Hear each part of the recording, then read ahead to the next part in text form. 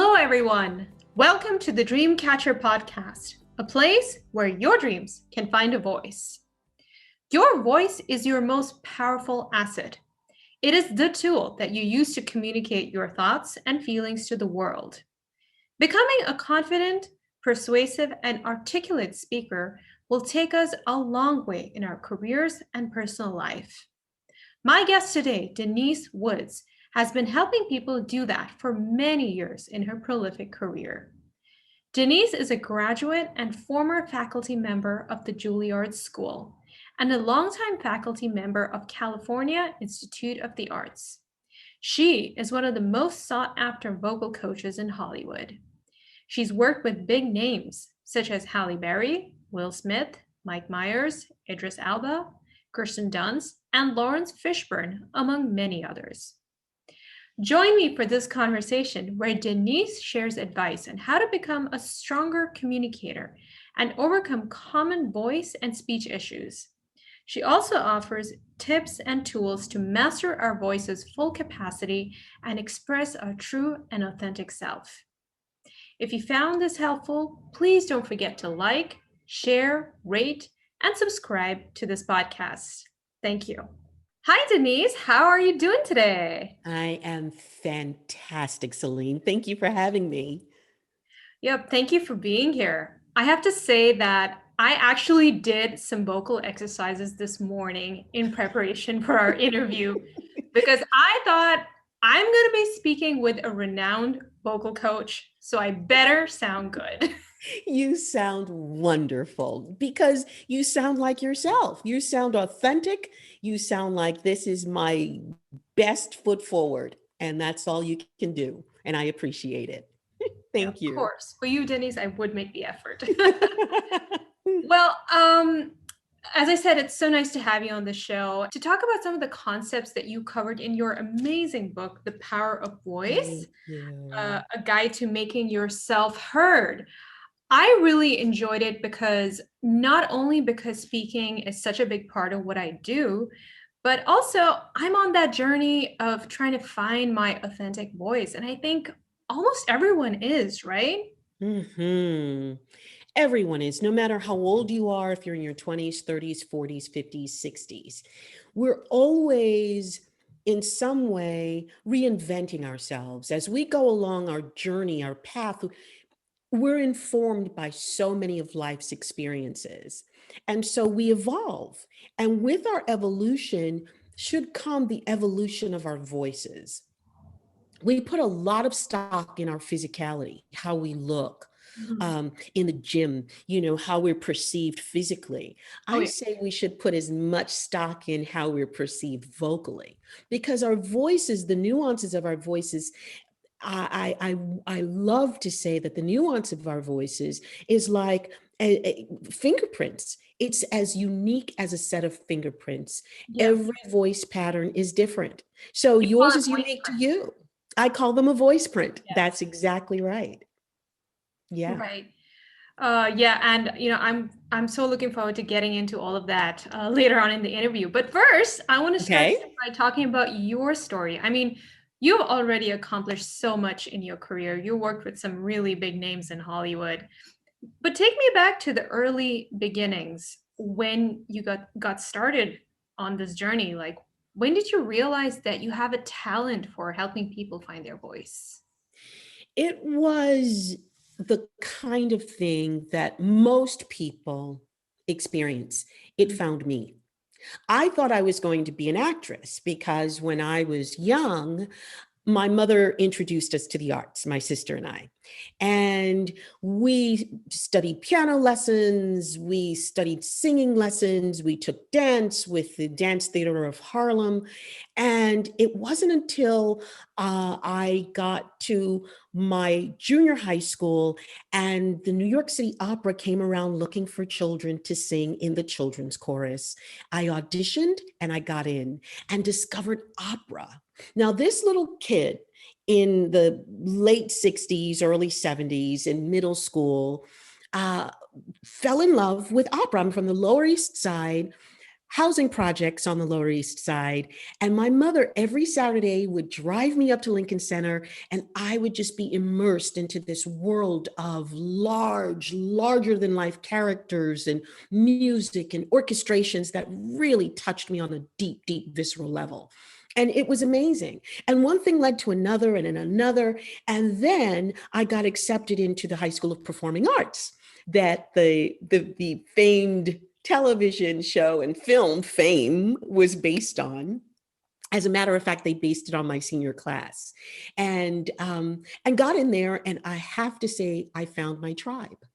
It's so important for kids to feel a sense of inclusion, no matter how you identify. If you identify, as an artist, if you identify with your sexuality that may not be mainstream, it's so important for us to find our tribe. And when I did, everything fell into place, because after that, I made it into Juilliard at 17. I auditioned for Juilliard and made it in.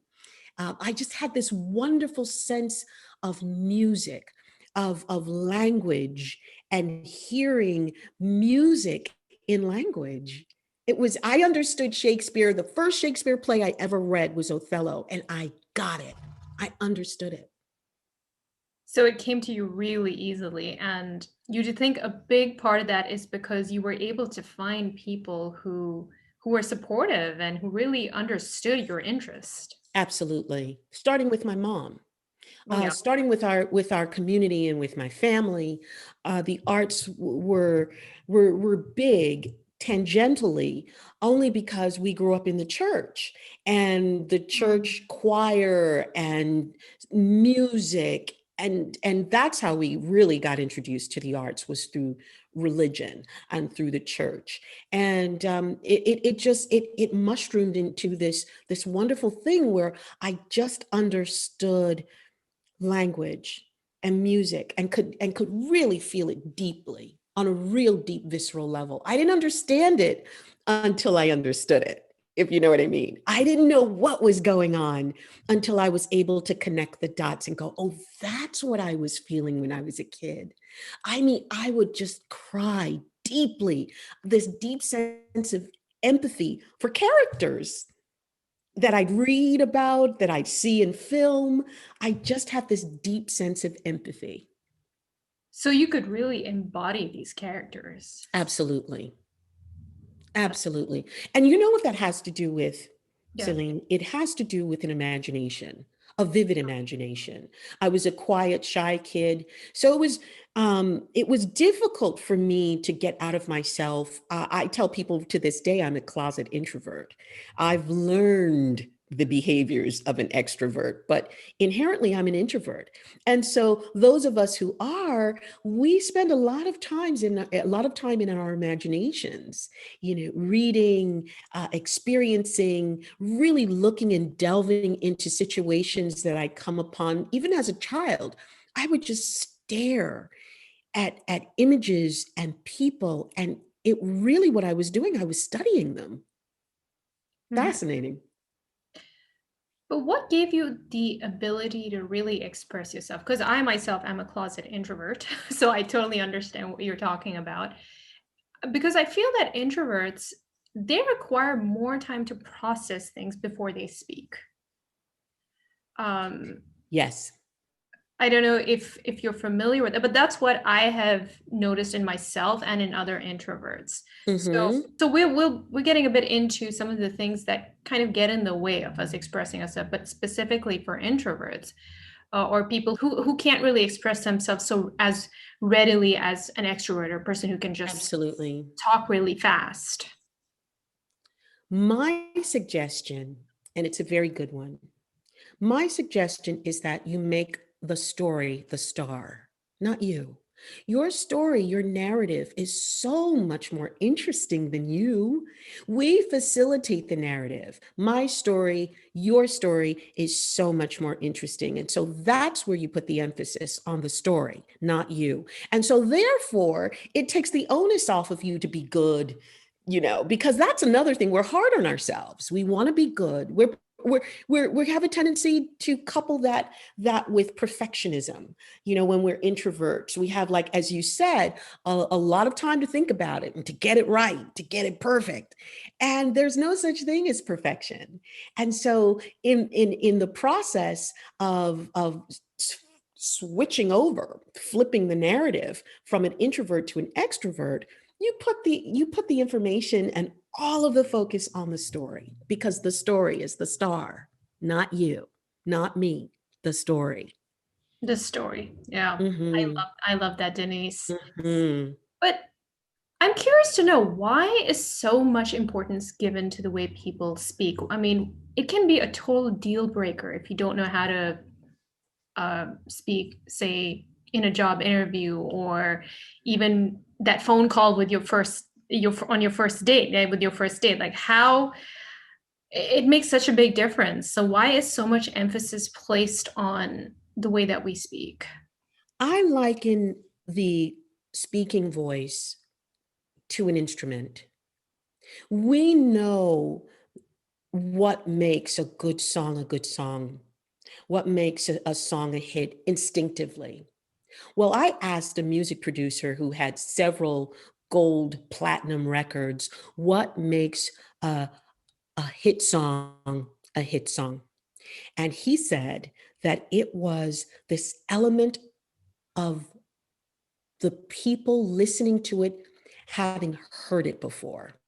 They feel that they've heard this song before. It's an air of familiarity. They hear it, they identify it with it. There's something about it that they feel that they've heard before. So this is what I contend with the voice. You want your voice to envelop, to invite. You want people to be drawn to you as opposed to repelled by you. So whatever that means, whatever it is, whatever the quirks might be, you want to eliminate them without eliminating your authentic self. We don't want to throw out the baby with the bathwater. You don't want to rid yourself of your authenticity. But if there's something that you are doing that is taking away from the story or distracting from the story, you want to address it. But you always want to bring your authentic self to a meeting, to a date, to any type of a presentation. You want to bring yourself, your true self there. And how do you do that? You do it by becoming aware of your voice. You listen to yourself. I have exercises in the book where I say, record yourself. Yeah. You know how people will listen to themselves on a voicemail playback and they'll go, oh my God, that's how I sound? Yeah. And people are surprised. They say, why is it that when I hear my voice played back, I can't stand it? I really did not know that that's how I sounded. And I say to them, have you ever walked by a mirror and you step back and take another look and you go, whoa, where did those 10 pounds come from? You know, or I didn't realize I looked like that, because we have a perception of how we look and how we sound. And Yeah. so when we see ourselves and we hear ourselves, it could be different than how we perceive ourselves.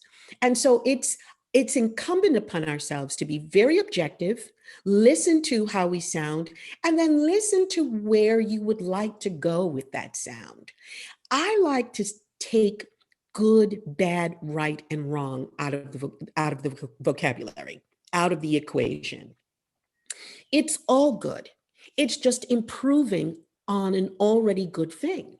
It's giving you information, education, so that you can then switch depending on where you are, with whom you're speaking. You can then have different options. That's what this work is. It's giving you options. I say it's like having a box of crayons that have 64 colors as opposed to 8. So now instead of one blue crayon, you now have 5 different shades of blue. And that's what this work is about, giving you options, because you don't have just one pair of shoes to wear. You have several, depending on where you're going, how you feel that day. But you're still you, no matter what pair of shoes you choose to put on. Celine is still Celine wearing those shoes. And so that's what I like in this work too, having your sense of authenticity. And that's wrapped up in your heritage, in culture, geography, how Right. you identify, all of that is in it wrapped up into this wonderful gift that you are going to give to your listener. I love that. But Denise, do you think that some people have aesthetically better sounding voices? Oh And yeah. there are some that don't really sound like their voice is really nasal or they sound like chipmunks. Those people who naturally don't really sound very pleasing to the ear. I'm sorry to put it that way, but But you know I what I understand mean. what you're saying. I understand what you're saying. And Yeah. there's a physiological reason why people sound the way they do. And so, for instance, if your high pitched voice and it's squeaky here, there's a reason why it's like that. It's because the instrument is tight. It's squeezed. Oh, When you open up the instrument, when for instance, look at the sound of a violin in that small body. Look at the sound of a cello in the larger body. There's more space for the sound to reverberate in a cello than there is in a violin. So the quality of the sound, the strings are thinner on a violin than they are on a cello, and heaven forbid, an upright bass. The strings are thick, the body of the instrument is huge and full, and it's deeper, richer sound. But what happens when we tighten up those strings? What happens when you tighten up the valve on a guitar string or a violin string? The pitch goes higher. And what we're doing is we're applying tension to the string to make the pitch go higher. So as soon as you release the tension of the string, it relaxes and the sound becomes more dulcet, more aesthetically pleasing to the ear. You know, in films, when a real tense moment is coming, you know it. You know a scary movie because a scary movie ceases to be scary when you turn down the volume. yeah. Yeah, Really, it's all about the soundtrack, it and is. we know because we hear those high pitched, high pitched, strident sounds of a violin or any instrument that indicates there's tension. And so, what you're describing so aptly is not aesthetically pleasing to the ear, but you can train your instrument to alleviate that by relaxing and breathing. I say breath is to the voice what gasoline is to a car. If you have no breath, you have no voice.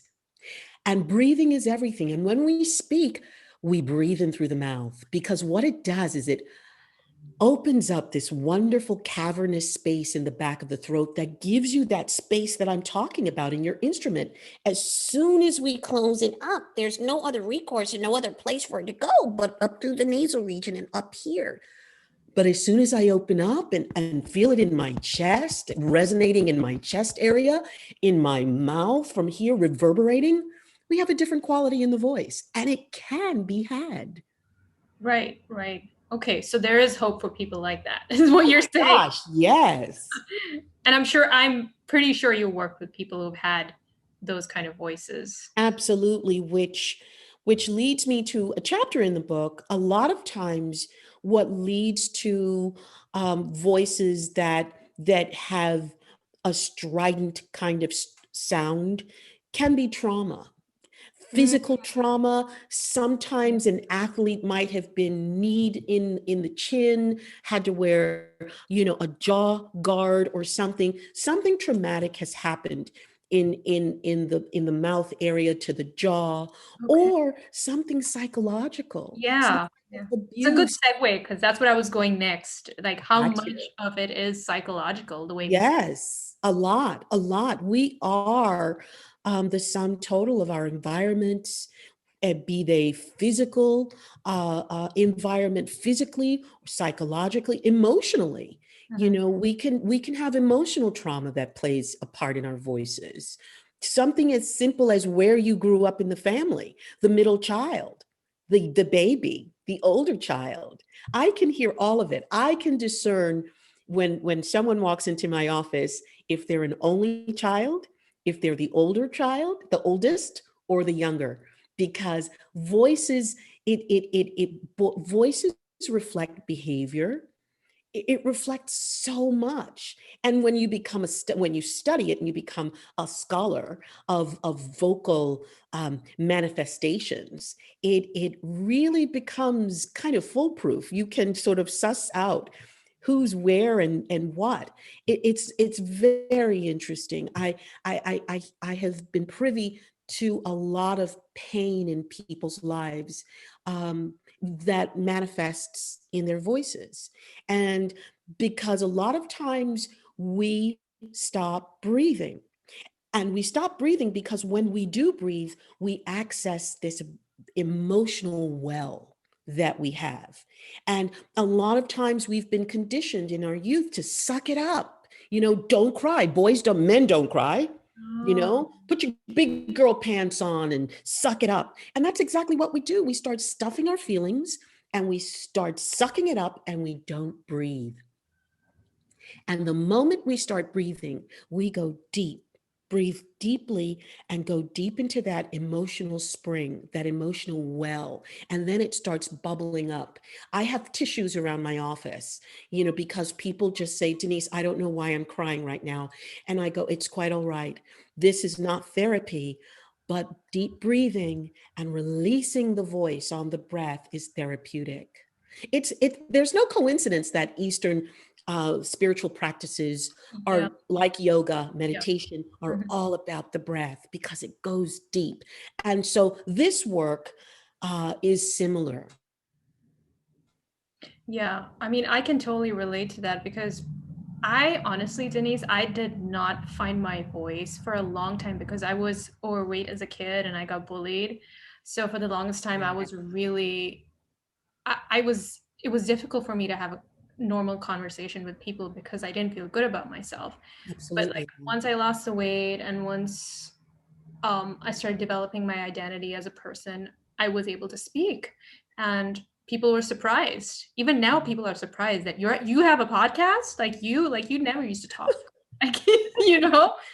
Yes. Yes. I totally agree with you because I've seen it happen in my own life, and doing this work really does the psychological work, going deep and really excavating the past experiences that really tied Excavating, you. that's the perfect word. I use it all the time. I Yeah, call it tilling the soil. You've yeah, got to excavate. You've got to get rid of all of the roots that have been left from vestiges of hurt and pain that we've sustained as children. Bullying is huge in yeah. our culture, and it can silence a child to the point that they will carry it for the rest of their lives. And once you commit to a profession where speaking is essential, as is yours and mine as an actor, we have to find a way to authentically use our voices. And the one way is by, as you said, excavating and going deeply in there and moving away barriers that could potentially really minimize our voices. That's what it is. Because we feel minimal or we're made to feel less than, we minimize the capacity of our voices. And our voices are huge. The colors, the ranges are just infinite. And we have a tendency to dim our light, to dumb ourselves down, to dim ourselves, to fit in, to be okay, so that we'll be accepted. And I say, we've got to debunk all that. You've got to forge your path because your path is unlike anybody else's path. And you've got to put your flag in the sand and say, this is who I am. This is Celine. This is my voice. And I'm so proud of it. I say that with people who have dialects, even. For so many people, it's like, Denise, I want to lose my accent reduction. I just want to get Yeah, rid of this accent, this accent, this accent. And yes. I am of the opinion that if it doesn't take away from the story, and you are actually, if in fact you don't know that this particular vowel in this word is this vowel as opposed to that vowel, say if you're saying the number 10 as opposed to tin, the metal tin, and or the number 10, Mhm. just that inversion of that vowel sound can change the word. And you don't want to you don't want to do that. You want to be able to be phonetically correct so people will understand what the word is. Because if someone has to ask, well, what did she say? Did she say my hen? Oh, you mean my hand. Those are two different vowel sounds. And so what you want is to learn the vowel sounds in particular words so that you don't substitute another vowel sound. And then once you do that, you then put your rhythm on it, your style on it. Play your music the way you would play your music. I just say, as I would say with anybody reading music, is that you can't substitute the wrong note. I can't even imagine Whitney Houston singing a B flat if the note is a B. It would totally throw the entire What song is the off. B flat? I'm sorry, I didn't. Oh, a B flat is a note. The Is it? note. It's a note. It's a musical note. But if it's written B and she sings B flat or B sharp, but the note is a B, you'll be able to hear it because there's something just a little bit off about the notes. Right. So we want to sing the notes that are written essentially. But then you put your flavor on it. You put your style to it. Yeah. Yeah, because I grew up being exposed to a lot of different kinds of accents and people with different levels of English proficiency. And I've seen how that really affects their confidence as speakers, especially Absolutely. accents. So what are your thoughts on that? Because there are certain accents where I don't know, they get teased more. And I don't want to say what they are, but I have seen that. Well, And because of that, I know people with those accents who have major psychological issues. So that's why I'm just curious to know what would you tell people who have that sort of this is what I hung say. up on their accent. This is what I say. And as I said before, I'm a proponent of really finding a way to learn a language and be proficient in the language grammatically and phonetically so that you know how to conjugate a verb. You increase your vocabulary by reading aloud. You increase your fluidity and your linguistic skills, as I said, by reading aloud. However, I am not a proponent of complete accent reduction and losing your accent altogether, because I believe that we don't all look alike as Americans. So why should we all sound alike? And that does not mean that you should not do the work so that you learn this language as a second or third or fourth language. I have worked with amazing artists from around the world for whom English is their third and fourth language. Or Yeah, fourth. I read that in your book. There was one lady from Russia, I think, was it? Or Eastern Europe? Yes. Somewhere, yeah. Third or fourth language. That means she knew, like, her first tongue, she had two languages before she even came to English. And that happens a lot in West African countries as well, African countries, because they know the French. language that, the language that is spoken, the national language, and then they know their tribal language. Yes. And then they'll, because the next country over is a French speaking country, they'll know French and English and their native tongue. And so it's so interesting to me because a lot of these wonderful artists that I work with, they're so proficient in their fourth language. And you just wonder, how did they do that? They took the time to learn the language. And I contend, if you're going to speak a language, learn the language, but you don't have to give up the flavor of your dialect that you now bring onto this new language, your rhythms, your melody, because it's more than just learning the sounds phonetically and the grammar.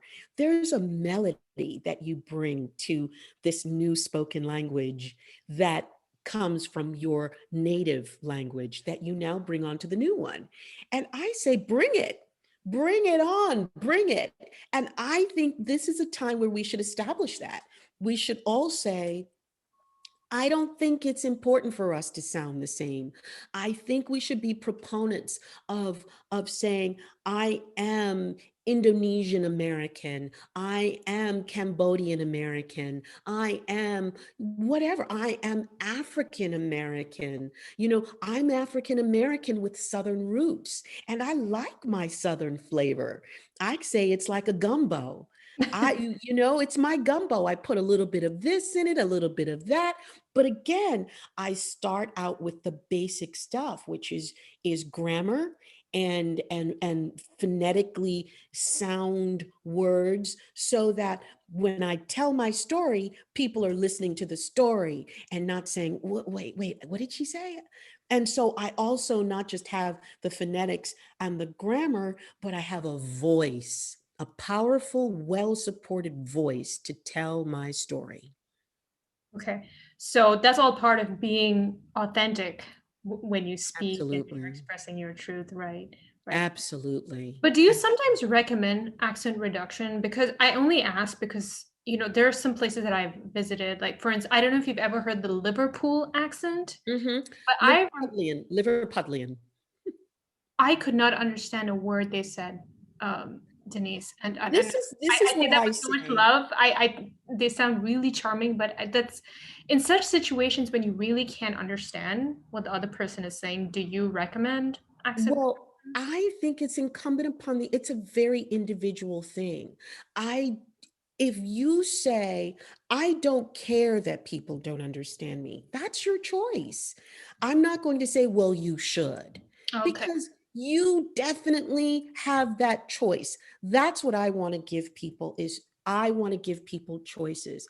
I want people to be able to say, I want to work on being understood. I would like that, but I'm not going to say you have to, because, and I'm going to tell you the reason why is because when I got to Juilliard in 1975 at 18, I felt as a young African American woman, New York, and I didn't have a thick New York accent, but you could tell I was from New York.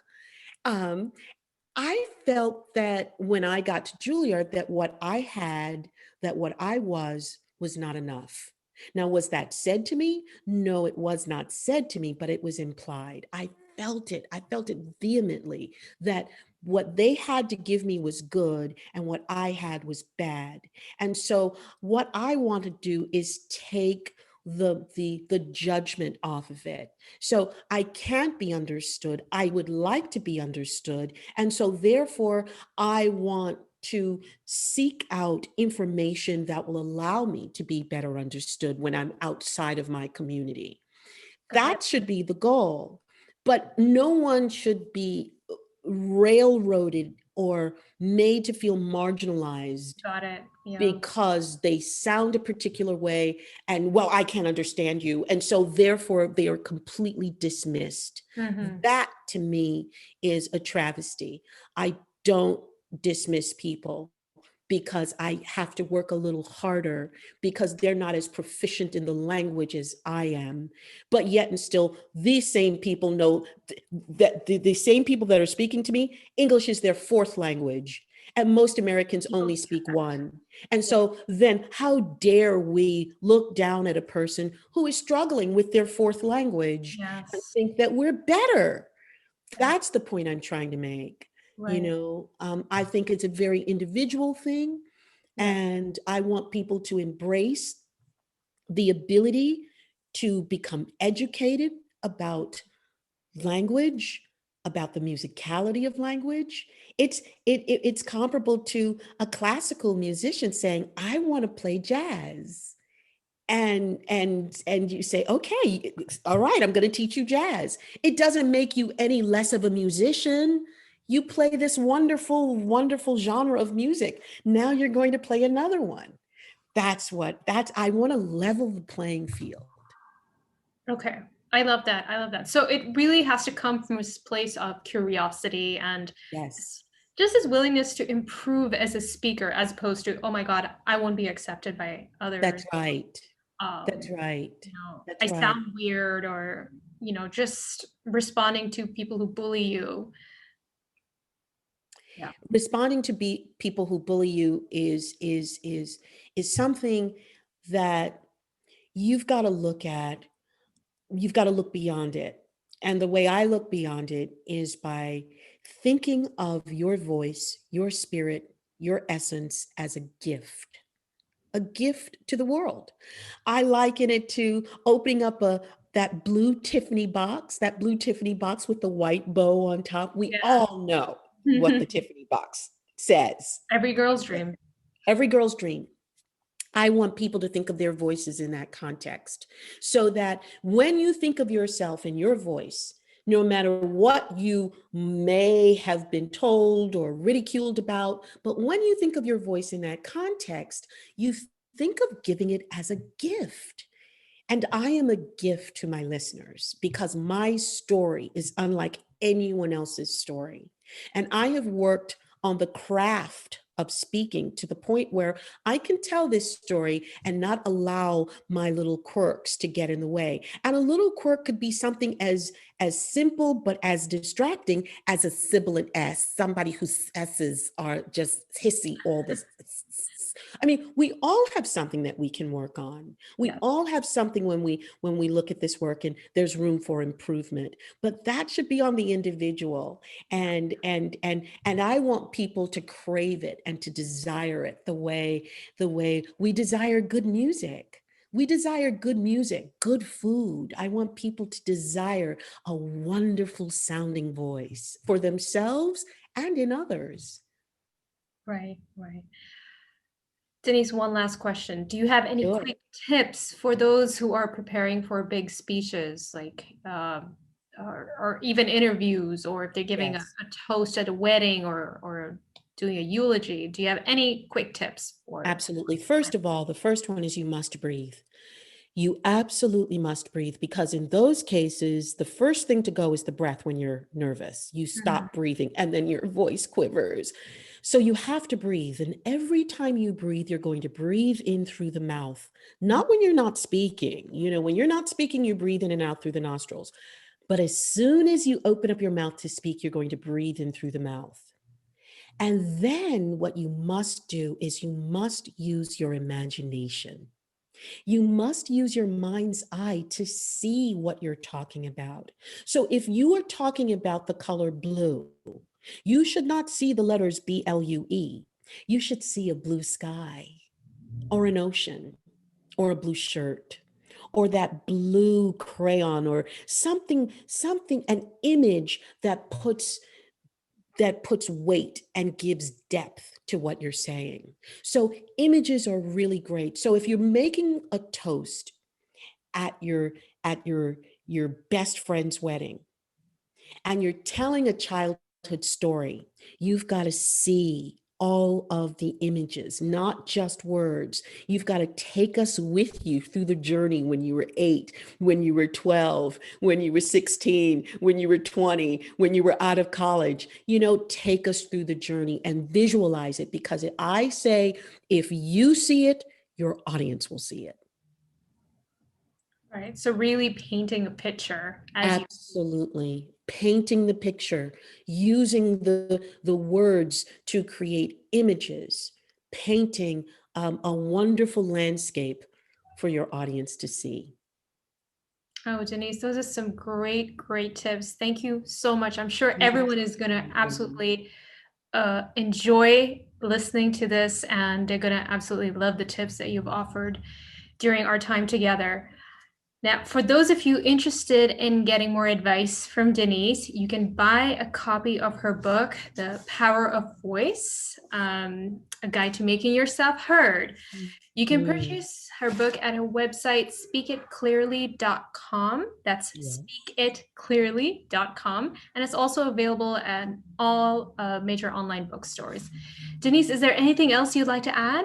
Well, I am at Speak It Clearly on all social media handles. And yes, my website is speakitclearly.com. I just challenge everyone to really delve into being the best speaker you can possibly be. And that doesn't necessarily mean that you're going to sound like Darth Vader, James Earl Jones's voice. Or Oprah. Or Oprah, exactly. Just be the best you that you can possibly be. Wonderful. Wonderful. Denise, I so appreciate you being here with us today. And it's Thank been such you. a pleasure speaking and learning from you. Absolutely. The pleasure was mine, Celine. Your voice is beautiful, by the way. Thank you. It's a work in progress. Thank you. As we all are. Yeah. Thank you. Thanks. Bye. My pleasure. Bye-bye.